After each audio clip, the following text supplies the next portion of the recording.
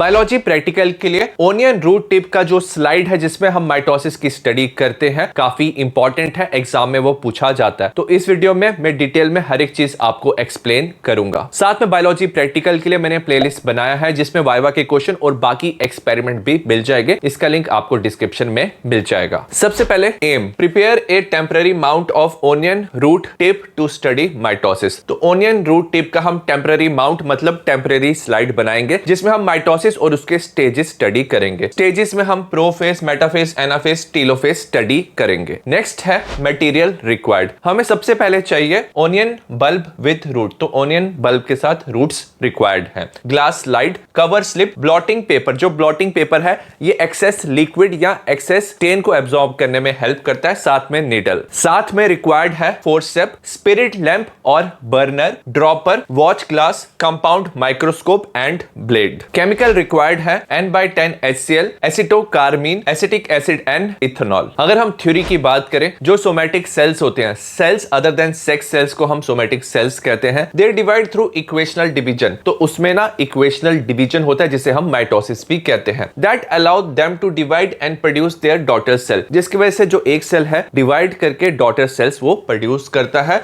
और इसमें जो नंबर ऑफ क्रोमोसोम है it is same as in original cell. तो जो डॉटर सेल में नंबर ऑफ क्रोमोसोम है वो सेम रहता है जब हम कंपेयर करते हैं ओरिजिनल सेल से। अगर हम प्लांट की बात करें, ये जो डिवीजन है it occur in meristematic tissue of root and shoot tip. तो रूट और शूट टिप का जो मेरिस्टेमेटिक टिश्यू है उसमें माइटोसिस होता है। As all the stages of mitosis are clearly observable. तो रूट और शूट टिप में आप माइटोसिस की सारी स्टेजेस ऑब्जर्व कर सकते हो। नेक्स्ट हम प्रोसीजर की बात करेंगे। सबसे पहले फॉर ग्रोइंग रूट टिप्स, हम रूट टिप को ग्रो करेंगे। But normally biology practical exam में रूट टिप्स ऑलरेडी दिया होता है, बट ये जो प्रोसीजर है आपको पता होना चाहिए। सबसे पहले हम क्या करेंगे, carefully remove the dry roots present on medium size onion bulb. तो मीडियम साइज का ओनियन बल्ब हम लेंगे जिसमें ऑलरेडी जो ड्राई रूट्स प्रेजेंट है उसे हम रिमूव करेंगे। Place the onion bulb on glass tube filled with water. उसके बाद ओनियन बल्ब को हम ग्लास ट्यूब में रखेंगे जहां पे वाटर ऑलरेडी प्रेजेंट है, in such a way that the stem portion of the bulb just touches the water. ताकि जो स्टेम पोर्शन है वो वाटर को टच करे। इसे हम 2-3 दिन के लिए रखेंगे। 2-3 दिन में क्या होगा, यहाँ पे रूट्स ग्रो करेगा। उसके बाद हम कट करेंगे 2-3 centimetre long freshly grown root. जो यहाँ पे रूट ग्रो किया है 2-3 सेंटीमीटर हम रूट्स को कट करेंगे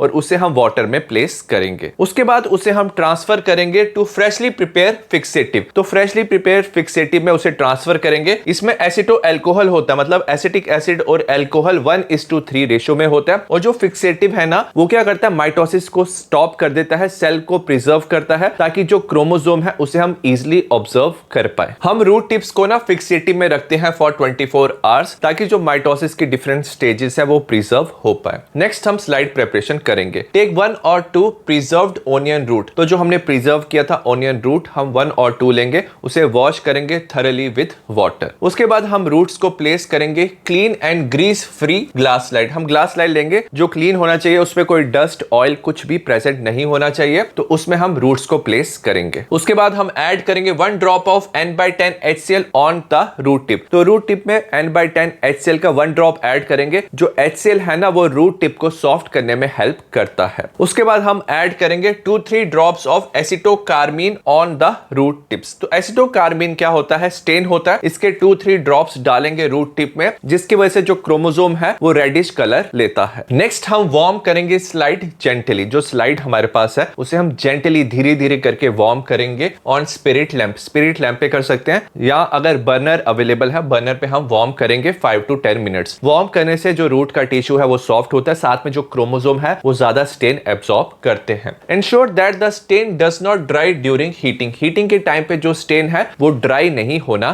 चाहिए। उसके बाद हम ब्लॉट करेंगे excess stain carefully using blotting paper. अगर स्लाइड पे एक्सेस स्टेन प्रेजेंट है तो ब्लॉटिंग पेपर से वो एक्सेस स्टेन हम एब्सॉर्ब करेंगे। उसके बाद हम कट करेंगे deeply stain terminal 2-3 millimetre portion of the root tip. अब रूट टिप का जो पोर्शन है ना, एंडिंग वाला जो टर्मिनल पोर्शन है वो डीप रेड कलर का हो जाएगा, डीपली स्टेन हो जाएगा। तो वो जो 2-3 मिलीमीटर पोर्शन है वो मेरिस्टेमेटिक रीजन का पोर्शन है, उसे हम ब्लेड से ना कट करेंगे और रिटेन करेंगे ऑन द स्लाइड। उसी पोर्शन को स्लाइड पे रखेंगे और डिस्कार्ड कर देंगे रिमेनिंग पोर्शन को। उसके बाद हम ऐड करेंगे drop of water to the tip on the slide. अब जो स्लाइड पे टिप था उसमें ड्रॉप ऑफ वाटर आप आप ऐड करोगे। Carefully place A cover slip, उसके ऊपर आप कवर स्लिप रखोगे। अवॉइडिंग एयर बबल को अवॉइड करोगे। Place the slide between folds of blotting paper, अब ब्लॉटिंग पेपर के जो डिफरेंट फोल्ड्स हैं उसके बीच में आप स्लाइड को रखोगे and hold it firmly with fingers, finger से फर्मली होल्ड करोगे। एज ए रिजल्ट जो एक्सेस स्टेन है ना वो ब्लॉटिंग पेपर एब्सॉर्ब कर लेगा और जो कवर स्लिप है वो ठीक से फिक्स हो जाएगा स्लाइड पे। Gently tap the cover slip using the blunt end of pencil, और धीरे धीरे करके हम टैप करेंगे कवर स्लिप को using blunt end of pencil to squash the root tip, जो रूट टिप है उसे हम स्क्वैश कर देंगे। स्क्वैश करने से क्या होगा, this spread the meristematic tissue into the thin layer of cell, जो मेरिस्टेमेटिक टिश्यू है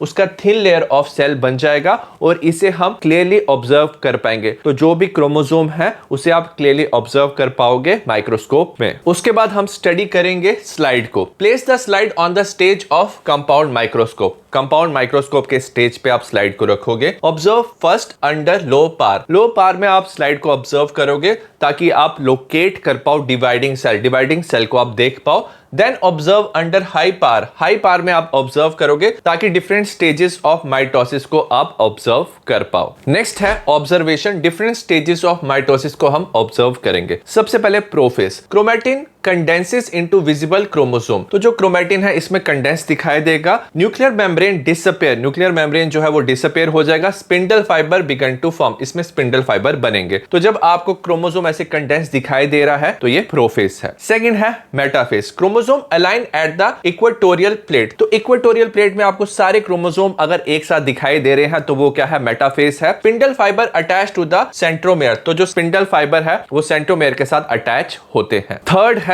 एनाफेज, सिस्टर क्रोमैटिड्स सेपरेट, इसमें सिस्टर क्रोमैटिड्स जो है वो क्या होते हैं, सेपरेट हो जाते हैं और जो क्रोमोसोम्स है move toward opposite poles, opposite pole की तरफ जब वो मूव कर रहे होते हैं तो उसे हम एनाफेज कहते हैं। फोर्थ है टीलोफेज, क्रोमोसोम रीचेस पोल, जब क्रोमोसोम पोल्स की तरफ आपको दिखाई देते हैं न्यूक्लियर मेम्ब्रेन रिपेयर होता है, साइटोकाइनेसिस बिगन होता है। तो अगर आपको ऐसे दिखाई देते हैं क्रोमोसोम टुवर्ड्स द पोल तो ये टीलोफेज होता है। अगर हम रिजल्ट की बात करें, डिफरेंट स्टेजेस ऑफ माइटोसिस जो ओनियन सेल में है आप ऑब्जर्व कर पाओगे अंडर द माइक्रोस्कोप। जब भी आप स्लाइड बना रहे हो तो कुछ प्रिकॉशन के बारे में हमेशा ध्यान आपको देना है। हमेशा आप यंग और एक्टिवली ग्रोइंग रूट टिप, जो मतलब न्यू रूट टिप है, आप वही यूज करोगे। रिमूव करोगे excess water and stain using blotting paper, तो ब्लॉटिंग पेपर से एक्सेस वाटर स्टेन रिमूव करोगे और जो क्लीन स्लाइड है उसे ही आप ऑब्जर्व करोगे under microscope. Be careful while warming up the glass slide, जब भी आप ग्लास स्लाइड को वार्म कर रहे हो तो आपको केयरफुल रहना है। Stain does not dry up, जो स्टेन है वो ड्राई नहीं होना चाहिए। आपको अवॉइड करना है air bubble while placing cover slip, जब भी कवर स्लिप प्लेस कर रहे हो तो एयर बबल को अवॉइड करना है। स्क्वैशिंग शुड बी जेंटल, जो स्क्वैशिंग कर रहे हो वो जेंटल होना चाहिए, नहीं तो जो क्रोमोसोम है वो भी डैमेज हो सकता है। नेक्स्ट हम इंपॉर्टेंट वाइवा क्वेश्चन की बात करेंगे जो पूछे जा सकते हैं। पहला, what is mitosis? Mitosis division होता है सोमैटिक सेल का, cell other than sex cell division होता है। दो जेनेटिकली आइडेंटिकल डॉटर सेल मिलते हैं मेंटेनिंग क्रोमोसोम नंबर, तो क्रोमोसोम नंबर जो है वो मेंटेन रहता है और जो डॉटर सेल्स है वो आइडेंटिकल होते हैं जेनेटिकली। सेकंड है, why is onion root tip chosen for this experiment? तो हमने ओनियन रूट टिप इसलिए लिया क्योंकि इसमें एक्टिवली डिवाइडिंग मेरिस्टेमेटिक सेल्स होते हैं विद क्लियरली विजिबल क्रोमोसोम, तो क्लियरली विजिबल इसमें क्रोमोसोम होता है और हम डिफरेंट स्टेजेस जो है माइटोसिस की इसमें ऑब्जर्व कर सकते हैं। थर्ड है, in which stage do chromosome become visible? जो क्रोमोसोम है वो प्रोफेज में विजिबल बनते हैं। क्वेश्चन नंबर 4 है,